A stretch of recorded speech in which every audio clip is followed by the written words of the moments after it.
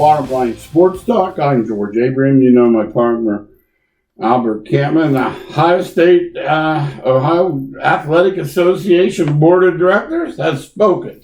Yeah, and it's really important that the higher-ups, the leadership, gives direction to what they want. And they did. They called it low non-contact sports, golf, tennis, and girls tennis and volleyball can start practice Saturday, August 1st. Makes sense. That schools can have scrimmages or contests, follow the dates. Golf, 1 scrimmage. Girls tennis, 1 scrimmage. Volleyball, 5 scrimmages. So they are ready to go in the low non-contact sports. I know the coaches have to be excited. Let's talk about that. You've coached some tennis.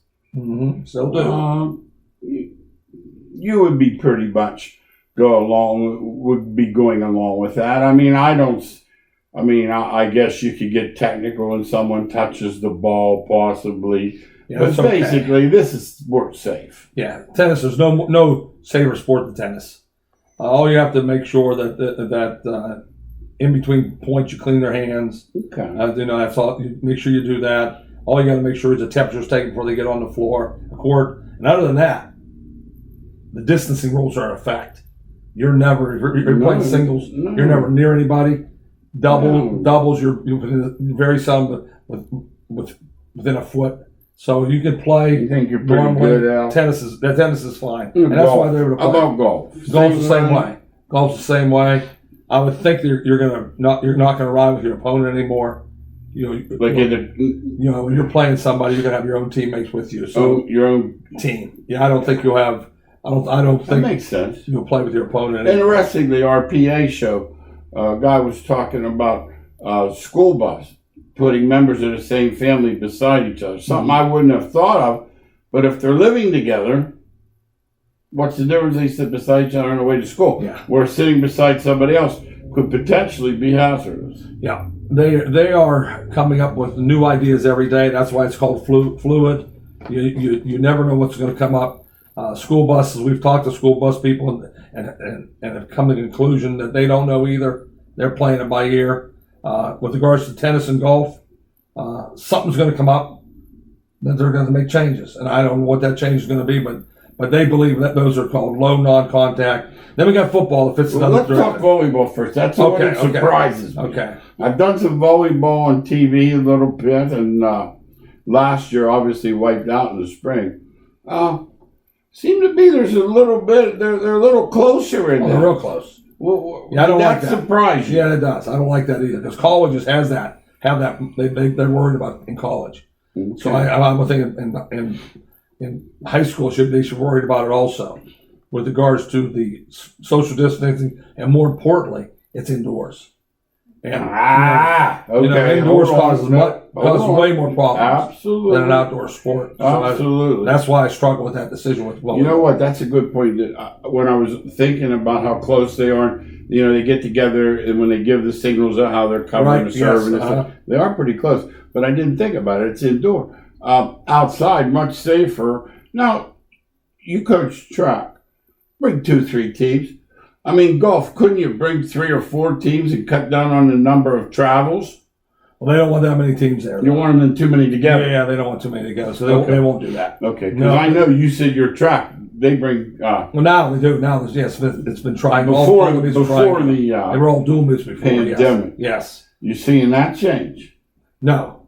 I think three's okay, but that's going to be in the spring. So I'm saying if they don't have it handled by the spring, we're thinking some bow ties somewhere by that time. The spring's gonna be okay. Okay. Yes. Come on, you hear us, University of Pittsburgh, Ohio State, get in those labs. Vaccine. We're tired of watching Mr. Red reruns or whatever. I'm watching McHale's Navy at 1 in the morning. All right, let's talk about the King.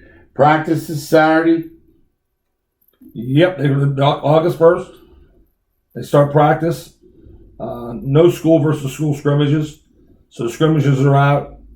They'll follow the OSHA dates and regulations.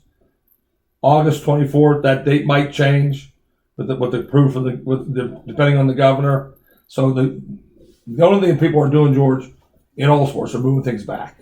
Yeah, yesterday, Western Pennsylvania, the District 7 moved everything back 3 weeks instead of the 7th. I think they're starting the 26th. Wouldn't surprise me if Ohio does it too. Yeah. Wouldn't surprise me. Usually, to be honest, Pennsylvania seems to copy Ohio They do. more than not. Forever. And I'm surprised here that actually Pennsylvania has taken the first step to push it back. Now, I may ask Albert Campman, is that the first step to not having It any? is the first step to having not having. Yes. Okay. And that's what I believe. That I don't see, George, how the way football is set up as a sport that the virus cannot be spread. What's John Harbaugh saying? You've given me an impossible task here. I'm lining up, I'm huddling up, I'm tackling people, but you're telling me they can't shower. He said, you've given me an impossible task. Yeah, it is. And George, you called me this week with regards to, you heard through the grapevine that Ohio football is going to be played a little differently with like beanbags. That's what I heard. What'd you hear? The line of scrimmage, the last guy leaves the ball there, ref throws a beanbag down, and then they come back and center puts the ball where the beanbag was.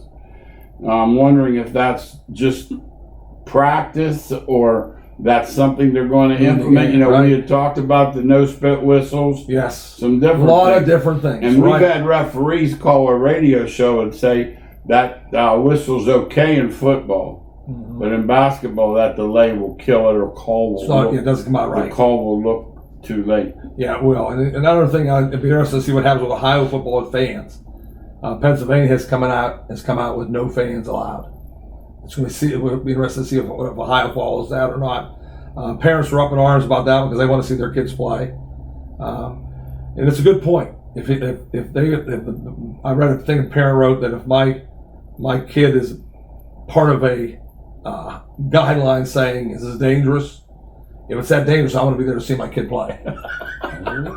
You know, the parent made a good point. As my kid playing, I want to be able to see him. But you're saying it's dangerous. Yeah. Yeah. Let me ask you. We've spoken about this. Do you struggle? One of the gentlemen on the Pittsburgh school board Thursday night said we're putting it back till November and October, so first week of November.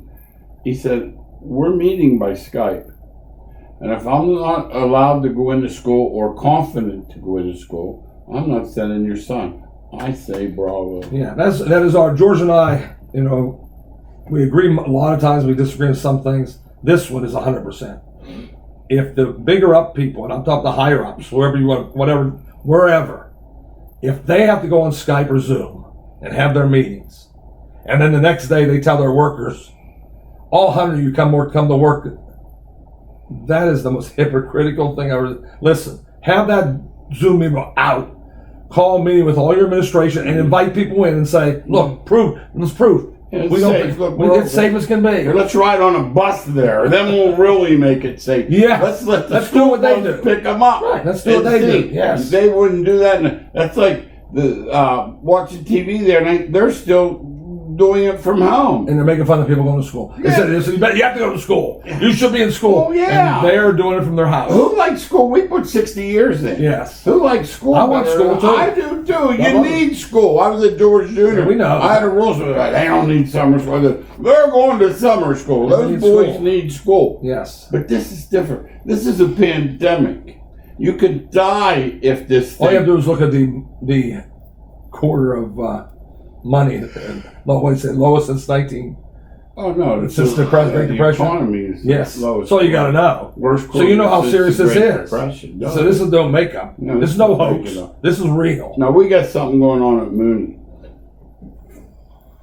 PJ Fecco, he only won 4 state titles.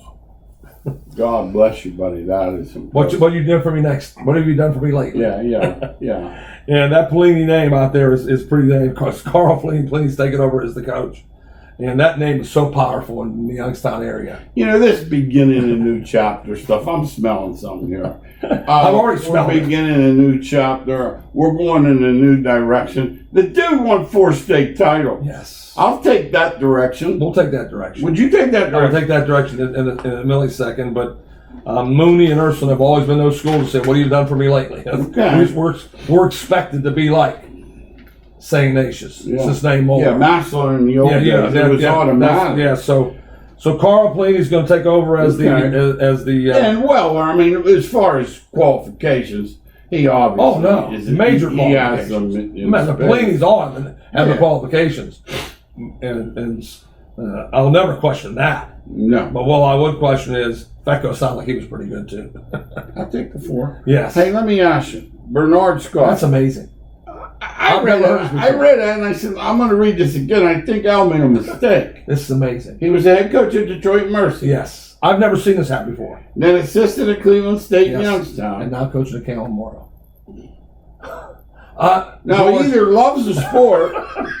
No, I've never seen that, honestly. In any sport.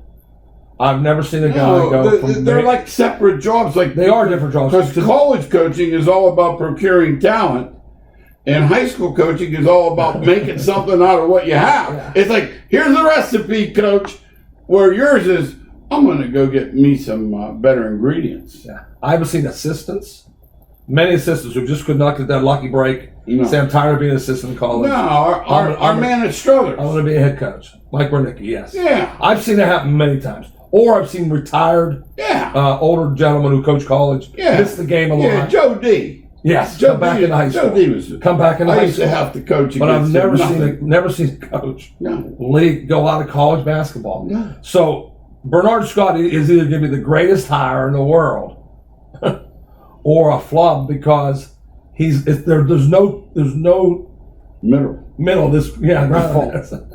It's so different, George. Different. See, everybody sees coach and look at that resume. Oh, yeah, we got a guy here. Yeah. Got a letter from Bob Huggins. We're not that way. Got a letter from Bob Huggins. So Bernard, you might be the best high school coach of all time. Hopefully he is. I don't know. We're not saying he's not. Campbell might have got the best coach of all time. Absolutely. It just doesn't fit George and I's spots on what it takes. So he's never had a water fountain problem at Detroit Mercy. Mm. So he gets called in the first day of school and says, by the way, coach, you're not going to have any water today because our fountain's not working. So how do I handle that? Yeah, he better have a good assistant. And make sure your girls are on the activity bus at 10 to 5. Yes. Because if they miss their ride, you're in trouble.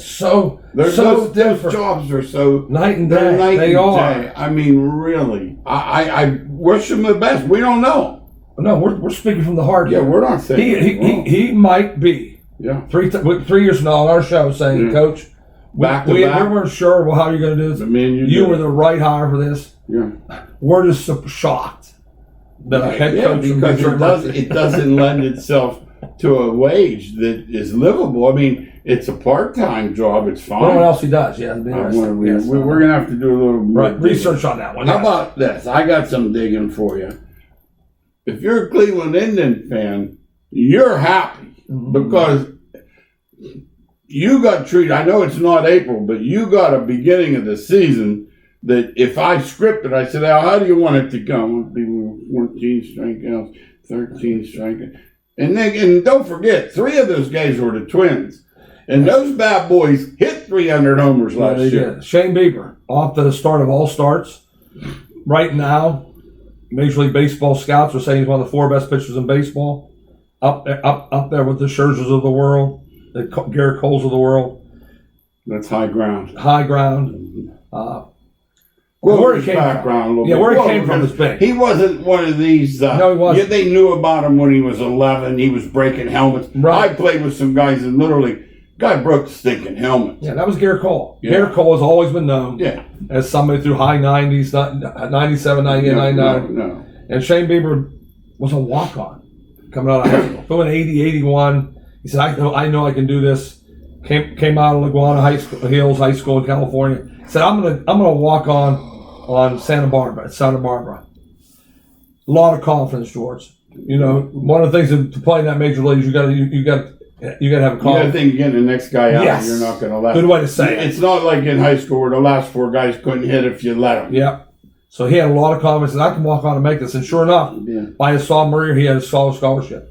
He proved to the coach that where did he play in the summer? Then he said, "I'm only going to do that. Yeah. I'm going to attack the best bats in the country at Cape Cod Lake." Al and I are doing a game on TV one night, and this guy's pitching. Now he's popping it pretty. I'd say 83, 84. It's popping. I mean, it's not the regular guy. Right. And we were both saying, about 83. And we were doing the game. He goes, oh, man. He goes, he's in the 90s. And there's a kid in Pennsylvania pitched in the majors, Matt Clement. Yes. He has Great pitcher. He has an All-Star ring, World Series ring. Yes. He happened to be coming by. We said, hey, come here for a minute. What's this guy throwing? It's about 83, 84. Not near 90. He said if he was throwing 90, he'd be in Cape Cod. We said, that's what we tried to tell this guy. Great. Remember that? It was a great line. What do I remember? Yeah. The Cape Cod League is a wood bat league. Yeah. You immediately learn to pitch inside. You learn to hit using the barrel of the bat. Yeah, real quick on the Cape Cod. You got me. We trained Sid Bream, a couple of his kids. Yes. And we ran into him one day, and I said, well, where's the oldest? He said, he's in Cape Cod. He said, he's either going to hit it or come up. Yes. Was that You find out right away. Yeah. Yeah, and so he goes to the fourth round. Bieber gets them going fourth round. Yeah. The Indians. So fourth round's decent, but it's not the first, second, first, second 120 round. before you. Yeah, there was a lot of guys going before him. So Indians did not know they were getting one of the four best pitchers in baseball. Came out of the gate striking out 14 and 13 with great curveball, great slider, and his velocity up to 95. His name's out there now, breaking Nolan Ryan's records, breaking Carl Spooner's records. He has put his name out there. Now, George, can you keep it up? There's a lot of guys that my dad used to say, can you do it for 5, 6, 7 years? Yeah, my buddy used to tell me, he'd say, it's early. Yes. Because I would always be sprouting. The Orioles would be ahead of the Yankees or something. And I'd be telling him, this is the year. He goes, it's early. Yeah, but really, in year, though, Major League Baseball, what's a game worth 2.5 games? This year's different. So With regards to records, yeah. Now we're not talking outside of Shane Bieber. Yeah. We're talking about teams now. Yeah. If you get off to a good start, it's worth double, or maybe even triple. I think it's the 2.4. And those three teams that are the Padres. Let's talk about the that Indians, first of all, and the Rockies. Now, last night San Diego beat the Rockies and moved to 6-2, and the Rockies moved to 4-2. But those are the teams they're all getting it done with pitching, George.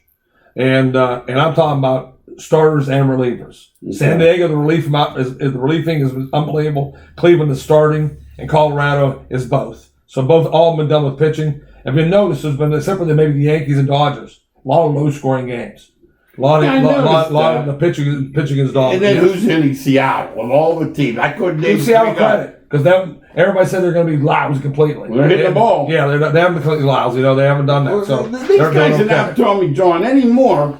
It's almost a guarantee you're going to come back throwing harder. What is with it? You were done. Well, how about what Tommy John has done? We talk about being patient.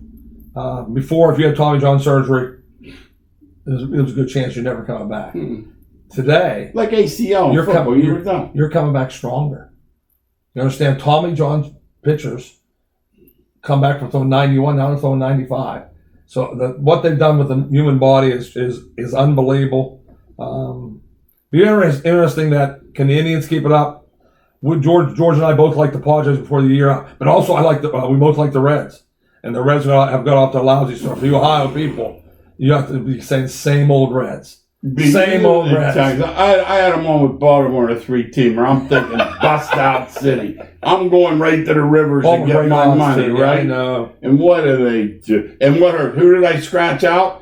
Never scratch out. Yeah, I scratched out the stinking Braves. And now, even though they were lucky, they came from 6 runs. Never scratch out. Yeah. Never scratch out. I was headed to the rivers for my payday. I ended up at Dunkin' Donut. I got Squadooch. That's what I got. Yeah. But the Lots of Squadooch out there. How about this pitching for the Indians? Clevenger, Bieber, we know. Yeah. Carrasco. We were out there when Carrasco made his debut. Yes, we were. We were there Sunday. He was smoking that ball. Plesac, that's the brother of, that's the nephew of Dan. Nephew, yeah, and he's pitched great too. They all have, though. Their starting pitch has been tremendous. So when you look at the tribe, if their hitting comes on, and Ramirez and Lindor heat up, and when they hit the starting pitching, could be a surprise team. Ohio could be happy. They could knock that ball out of there. Yes. I heard Tito one day, when they were talking to him, they said, well, these exhibition games. He said, I like them better than playing my own team, inter squad. He said, the problem is, he said, in inter squad, he said, if the hitters are looking good, you sit and think, wait, that's my pitching. But he said, if they're striking them all out, he says, My hitters aren't. Depends how you look at it. Half full, half empty. That's right. I'd be saying, I truly believe, though, Tito Francona is a Hall of Fame manager. I truly believe also that he's a guy I want to play for because he's honest. Because he's already told the Indians, listen, I don't want any excuses. No, we're all in this. And we can't start 2-10. Every team's the same way here. Absolutely. So whatever they give us, that's how we're going to play. Yeah. I don't want to hear, I hear these other managers making excuses. He doesn't make any excuses. No, he doesn't. This is the way it is. This is the way it's going to be. But I still haven't forgiven him. You know that. For pitching. Letting Joe Madden win, first of all. That hurt my heart. Yes. And then he had a 3-1 lead, and he put the guy that got cut with the drone back in. He should have been done. Bauer. All right. NBA's playing too. The Pelicans. Now, first of all. I thought they were going to let them come in. The NBA forgot to tell them to let them win. You got to win. They didn't realize they had a porcelain doll there, did they? That's what he is. He looks like Tarzan plays. Now, he doesn't play like Jane, but he gets hurt like Jane. But the problem is. Yeah, he's not playing. Listen, he's healthy now. They're looking 10 years. I hate, that's one of the things I hate. It's making my head hurt. Looking down 10 years down the road, instead of trying to win a game today. Yeah. So they put a minute restriction on Zion. Let's talk about that, Al. First of all, the boss calls you. He says, "Hey, Al, you got Zion." It used to happen to me when I coached JV basketball. Said, "You got so and so for a quarter and a half." I forgot that. And I'm like, I forgot. It does happen. It does happen to JV. And I'm like, I want him at the end, not when he's down there. You know what I mean? But anyhow, the bottom line is this kid had 15 minutes, but Gentry says, "Well, we wanted to." Well, Alvin, save him for the last 5. Yes. Don't run him out there in the third quarter. He's like Thibodeau. Every year they play 43 minutes and they go, in April, boy, the Minnesota, and the Knicks will be the same because he'll try to win some stupid game. He's just the opposite. Yeah. He's just the opposite. He ruins everyone. It's just as bad. He's Billy Martin with a bullpen. Yes. But Zion, you got to play the last 5 minutes of the game. New Orleans, you got a chance to get back in because they wanted you to get in. Yeah. And now you just blew it anyway. So but I hate the minute restrictions, number one. But number two, coach, make the better decisions how you're going to use the minutes. That's a fact. Now, next Thursday or next Tuesday, the NCAA. Big day. August 4th, they're going to make a decision of some type. Let me say this first. The head of the NCAA makes $3.5 million, Emmert. He's got to be out front. And you saw what happened this week. Pac-12 put a little SEC. They're all getting at each other. They were going to work together. What happened to that? They're not doing that. Now it's all 10-team, all league. We need one guy like a czar. Yes. Like a czar. Like Barry Alvarez. Someone that coaches. You got to have a little bit of expertise in it. Right. Feel sometimes. Like my old timer, Bo Schembecker. Right. Somebody like that. And you're like, listen, here's what we're going to do. We're going to set this up. And this guy's in charge. Krzyzewski says it all the time about basketball. He says, nobody knows when it starts. And I'll call Al. I go, Millersville played Duquesne tonight. Is that a real game? That's true. Somebody Rock played Pitt. Does that count on their record? Right. We don't know. Yeah, Georgia said we need a commissioner for football. Mm-hmm. Not the NCAA. Football. That all he does every day is make leadership decisions on football. There is nobody knows what's going on. You said George, a word, though. George and I said, college football, what's going to happen? They don't know. You used a bad word there, leadership. Like this guy in Major League Baseball, he's about as much of a leader he fits the same as category. I am like a golf instructor. Yeah, whatever decision you make it say, this is the way we're going. But if you keep him humming around and changing, then you don't know what's going on. I'm here to say that I believe they're going to be playing in the spring. Hard for me to believe that college football, George, showering, tackling, sweating, bleeding on each other, that there won't be out. And how about the obvious? Riding to and from practice, riding to and from games in a tight area. Yes. We had a gentleman on our radio show that said the bus capacity 48. That sounds pretty jammed in. That is jammed. I was shocked on that. 2 per seat. He said, before it used to be 20. It started out 25%, which was 14 kids. Yeah. Now it's up to 48, and somebody's going to have a temperature in that 48, and then they're going to trace like crazy and find out. Guess where it started at a party. You think those college kids are not going to? No, I'm just thinking this guy's got 3 touchdowns in the game. He caught the winning pass, and one of these good-looking girls comes over after the game and says, we're having some people over about 9. Can't do it. Worrying about the COVID. I'm going to their library, honey. It's not happening. No. College. That's what it's called. A college experience. But right now, they better know. Yep. They make that choice. Yep. Their teammates are going to catch it. Yep. And all of a sudden. So we saw what happened in MLB. They can't stay out of the strip clubs. The chicken wings must really be good at the strip club.